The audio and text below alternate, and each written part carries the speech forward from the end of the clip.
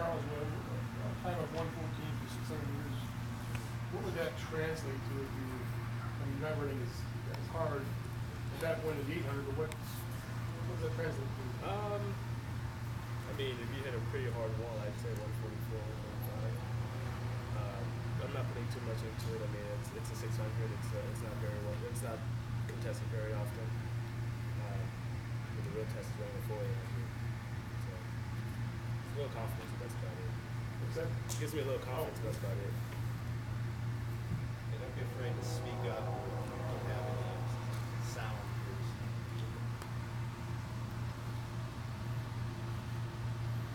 Another question for Charles. What's your event here? What's your reaction to seeing, for most of us, an unknown guy named Boris Berry busting a 143? And now he's going to be in your event. What's your reaction to that? Hey, good for him. Good for him. I respect anybody that can, doesn't have a contract that pursues his dreams and works his butt off. But I wish him the best. But when it comes down to making the team, I'm trying to kick his butt. So. Nick Simmons said earlier that he thought that 800 was more wide open this year than it's been in a long time. What are your thoughts on that? I definitely agree with that. I think it's pretty wide open, but you can't go in complacent. You still have to go in with the mentality that it's going to be hard. You have Nick and Dwayne there; they have a lot of experience, so you can't count them out. Obviously, Boris ran pretty well. And a couple of guys that ran really well during World Relay, so you really can't go in complacent at all. Charles, you've been kind of a front runner at times during your career. Are you? You don't have any problem going out, taking the lead, pushing the pace at the U.S. Nationals if it comes down to that? Not at all, but my emphasis is on racing and competing and trying to win. So if that comes down in front running, then so be it. If I have to sit in the back of the pack and be competitive, then oh well. But I think I'm really comfortable running either way now. Do you think you can win the race from the front? I mean, I have to believe I can win the race from the front if I go out front. I'm not going out there to get second or third. I'm always trying to win. Ben, there's lots of talent in the 15 this year. Kind of assess the field and what do you think it's going to take to win that race? Good close, being in the right position, getting through rounds. I mean, that's about it. I mean, it always comes down to who goes the fastest, right? We can be 5 minutes at 1200. It doesn't really matter until the last 400. You got a lot of guys in your training group that are in it this year. How has that helped maybe just really prepare for this race? I think we divide up a little bit. I think it's always tough. I think everybody knows everybody. No matter where you train, everybody knows each other's strengths and weaknesses. So, what's kind of been the key to your season so far? Consistency. Just starting from indoors. Yeah, and I think in the ball, doing a lot of work, just of strength and just kind of being able to stay healthy all year. Great coaching. Maybe said that this race will probably come down to who closes the fastest. That brings up another question. Why do so many U.S. championship 1,500 meter races? It seems like everyone's just afraid to even to go out at an honest pace. They have this piddling pace for 2-3 laps, and then all of a sudden it's a mad dash. Why do so many of those races develop like that at the championship level? I think there's two answers. Everybody wants to be in the spotlight just that much longer. And the other answer is I think the U.S. is really deep. I think there's a lot of guys who don't want to sacrifice themselves or their chance to make the team. Who wants to lead for 2 laps or 3 laps and then get out kicked and get 7th? It doesn't sound like too much fun. So I think a lot of people have confidence in their plays. Ashley touched on this for all three of you, that people take, athletes take this weekend a little bit more seriously. Do you guys prescribe the same idea that this weekend has a little bit more weight to it? Definitely, yeah. I mean, we're competing to make the world team. Track and field, it's a spotlight sport. Every 4 years during the Olympics, but for us, every 2 years is important too because we're trying to. That's the second biggest stage of track and field, is World Championships. So obviously, yeah, we take it a little bit more serious, than like for instance last year the off year. So, For Hassan, your time at Pre, do you feel that establishes you as a solid contender to make the team, and how do you evaluate the field in your event? I guess for say the 10,000. Yeah, we did one of the why we raced Pre was to get a standard, so that when we raced at USA, we just kind of raced for the spot and trying to make the team and not so much have two things going. One, trying to get the standard. Two, trying to also place yourself. But yeah, the time was good. I think not to make a big deal out of it. I think it's like puts me in third place in terms of like times coming in right now. But the main thing is how's the training going into this week, and also since that race, and things have been pretty smooth. So I say yeah, definitely give myself a good contender spot. This is my Pre was my second. Paint Jordan on like May 2nd was my first one since the Olympic trials in 2012. So it's kind of a event that I got to get used to it now, because I've been running 5K mainly since I graduated college, and that was one of the main points that we wanted to focus on coming out of college, was to focus on the 5K, get strong, and then we approach the 10K. So second one. Using those two races, what have you gained from that? I just getting to know how to race the event. It's 25 laps. There's times you find yourself not feeling maybe the smoothest, and you kind of got to decide at one point you can grind it out at what pace. And I think that was one of the main things that I learned from the last two races was, how I can control and stay smooth, and without thinking about how many laps left. So just kind of, the more I race, the better I get, kind of a situation. Do you still prefer the 5K over the 10K? As of now, 5K is more fun, because I used to think 12 laps was long, but now you kind of gotta switch your mind and kind of go to a different training zone, different level of like training energy. But 5K is a little more fun, but I think we wouldn't approach the 10K if I didn't think I had the ability to succeed. So, Mark, Coach, a lot of athletes in both that compete in the U.S. championships and British championships. What differences? Any differences? Any similarities? What's your? Well, championships are always where you earn your crust. Everything has to. You got two aspects. You're either going to run for time or you're going to try and win things. And I think I've always come from the position that you're trying to run championships. Having said that, the standards now are such that you've got to run a reasonably efficient time to actually qualify. So there's a bit of a double-edged sword there. Predominantly, the difference between America and British is standard and depth. The depth in America now is phenomenally strong from 800 through, and all of these guys from 8 to 10. Every race is going to be very. It's going to be great to watch if you're not involved.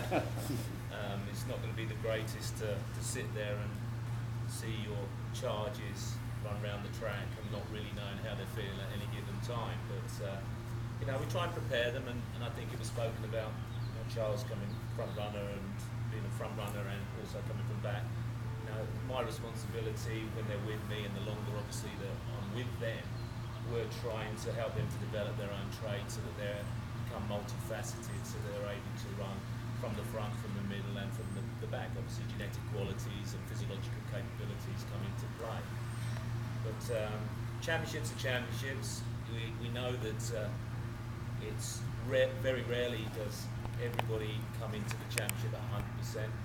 But that doesn't necessarily mean that you don't necessarily need to vie for not being in those top places. So these guys are probably known within the group at the moment that are running quite well, but we have others that have struggled along the way with allergies, which has probably been the worst year that we've had since I've been here, and other things. But they stand on the line. Everything before and behind is probably is irrelevant. They stand on the line, giving themselves the best opportunity to make the team and hopefully be competitive to win the race as well. So that's all we can do. The final percentages are down to these guys, and mental strength will come into play. Coach, how important are racing tactics to Massive. you, and how much time do you spend Well, on I that could get them to stay at preparation? the line for about another 100 yards behind and give them a head start and then try and sprint, so you've got a lot of energy at the end, but you probably come 10th in the race. So you've got, I'm sorry to be facetious, but it's important, it's clearly important, but I think Ben alluded, everybody now with the depth and the standard being so good, these guys aren't stupid. Everybody wants to be in the same place at the right time, and it's who can force that at that key moment. We're being a little bit evasive with tactics. And clearly, we're not going to start telling everybody our strategies, etc. We'll hopefully come in with a variety of different game plans. Number one is, and these guys will know, I'm not interested in the semi-final. I'm not interested in the final. I want them. They need to focus 100% on the heat, qualify first, then we'll deal with the next round. And so we'll put that support staff behind and make sure they recover efficiently, and so they can be 100% hopefully when the finals do occur. Mark, can you talk a little bit about the process, taking Charles as a traditional front runner to maybe being able to run different ways? But that's been nothing to do with it, to be honest. You've got coach athletes rather than specialists. Charles clearly was, come to me as a renowned front runner, but to be honest, that's not been the biggest issue. It's like now Charles is in his second year, so it's very much okay. What did we learn in that first 12 months? Himself and his previous coach have obviously known more about him. I'm able then to assess some of the things. We sit down at the end of the season, look at what went well, what didn't, try to pinpoint on aspects of preparation that need to be developed. We go in with a template and just deviate one particular way. Hopefully we've picked up a few of those things from last season, the things that we've learned, whether it be nutrition recovery and increased miles, etc., and just hopefully become a little bit more of an all-rounded athlete. Now, we're seeing now that he's hopefully a better athlete. Hopefully that will translate into the championship.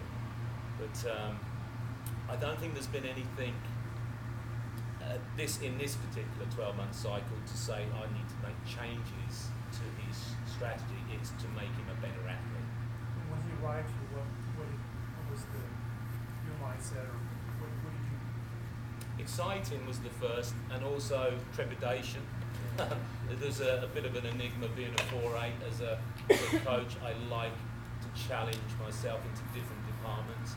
Clearly, like I said, I'm very much, you've got to make those transitions. I have a mindset on where I might want to go with it.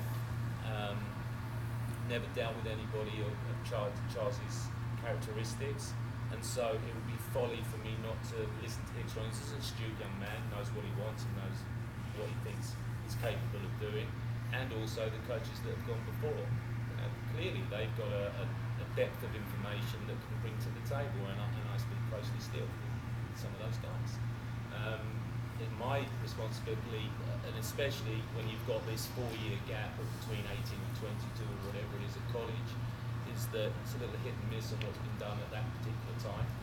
I'd love to coach people just around that particular period so you can be with them longer.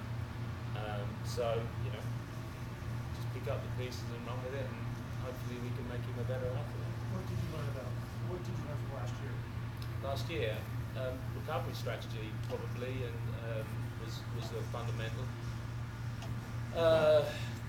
What did I learn? How much time have you got? We can pick all the aspects. We can talk about the coaching of the physiological aspects of the event, specificity of that. Like I said, the recovery and support stuff. We found out a lot more information about some of the previous injuries that had an impact on his ability to manoeuvre and biomechanics. Without getting too fluffy about biomechanics, but just movement skills. And just try and stick the pieces. Balance, possibly. We probably didn't get the balance right last year. Did not? No. Probably jumped and didn't integrate the changes. I think from a 4'8", I think there's a little bit more of an emphasis on a one periodized framework rather than, as most of these guys know, I like double period for the indoor, cross country, whatever, and then use that as a platform for them building for the summer. I think that's a little bit more difficult to do with a 4'8" guy. So we need to be a little bit more methodical. So, but I think he's the boss. I'm just adding value. So he might be able to answer that one a little bit differently to what I commented on. Where's your plan? A lot. With my nutrition, eating better, trying to keep myself healthy is a huge part of it. And then just communication between the coach and the athlete. I think that's very huge. That's overlooked most of the time. But communication between the coach and the athlete builds confidence, and that goes a long way. What's it been like having Mo Amon in the group this year? I guess it's for both Charles and Coach Rowland. I mean, do you see a big distance between him and you, or is it encouraging because you're doing the same workouts with him? I mean, He's aside from workouts and stuff, he's just a great kid. The guy's something else. He's really funny. He's a great addition to the group. He fits in really well, personality-wise and everything. When it comes to workouts, he has experience. He has the experience of winning a world championship. He has experience of running 142 low, competing at the big league. So, just seeing that and the way he moves when he works out, and the things he does, has brought the aim a long way. Charles, how beneficial is it to have a guy that you want to be there every day, kind of gauge yourself in this? It just makes it more real. When you have dreams, sometimes they seem kind of vague, you're kind of out there, but when you're with somebody that's done it, it just makes it that much more real. That it's definitely possible. how's he been as a coach, as an addition to the group? Yeah, I'll just add on to Charles's. I think there's a couple of points to that. I think it's subtly physiologically different. It's come from different angles, but I think having a world-class athlete is vital when you're trying to get people to convert onto the world stage. I think it's no illusion. We had Nick Simmons, and Nick gravitated to a world championship and then went for different shoe companies and left. So we had a little bit of a void there. And so Nick would have been great to help to mould the younger breeds and then enable them to make those stepping stones. And so we had a little bit of a gap. We had Sally, and I think that probably worked for the female aspect, part of the group, the squad, and possibly Hassan with the event group that she was in. But we had this middle distance that there was so many of them, and in the end the guys have still, got to convert and put something on the board. But Nick had done that, been there, done it, gone through the same pathway that with myself, got the medal, and then moved on. And so we had a bit of a gap. So having the ability, but having the opportunity to have someone like Mo come in who had been wanting to come, we took the chance to help to develop the American athletes. And it's not so much the training, like we said, it's the lifestyle that some of these guys breed, and it's the around the edges, which is fundamentally it's more important. And I use not so much the 2 hours that we see them, but the 22 that we've done. And so that has to be improved, and they need to look after themselves better and become more professional.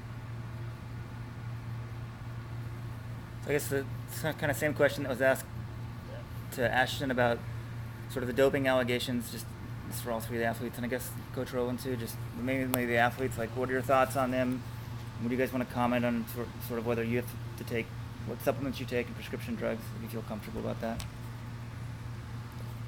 Personally, my focus this last couple of weeks have been on USA and making the world team. I haven't paid any attention to any of the allegations. I'm just trying to make sure I stay healthy and I'm fit when it matters. So, that's about it. Yeah, I haven't been following enough to actually, to make a comment about that. But it's unfortunate that sports is not kind of a front cover news. But I'm sure they'll deal with it. You're sure what? I'm sure they'll deal with it. They'll figure out get to the bottom of it. So. I think enough has been spoken about today. I think we're all sitting back and waiting for see what happens next. It's down for the authorities to investigate. Alberto to defend himself, and appropriate actions will be taken with other people. We just get on. We're a different team. We get on and do our own thing.